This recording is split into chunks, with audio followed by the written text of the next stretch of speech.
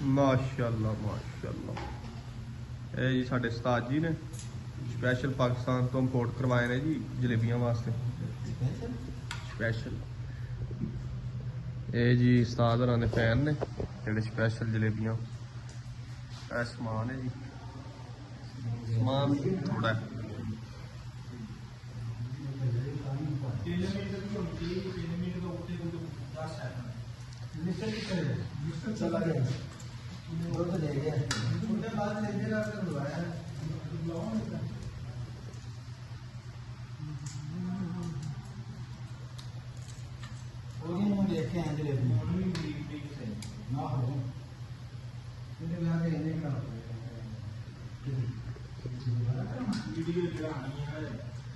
किसी भी बंदे नू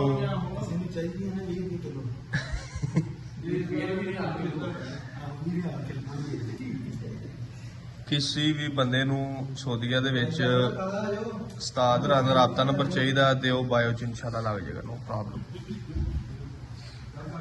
आज ये आया है माशाल्लाह माशाल्लाह, पूरा डेरा दिखाया आया मेरा यार मिनिस्टर।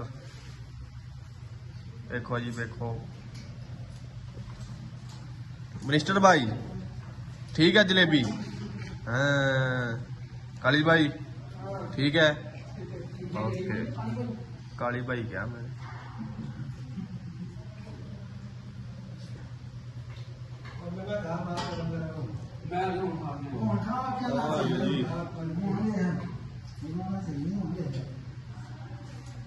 माशाल्लाह माशाल्लाह तबारकल्लाह। क्या बात है चाचे असलम की।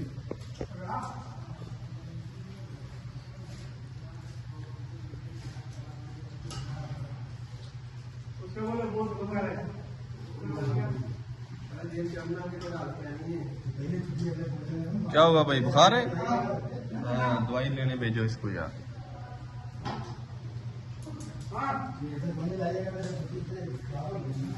जलेबी पकड़ो भाई।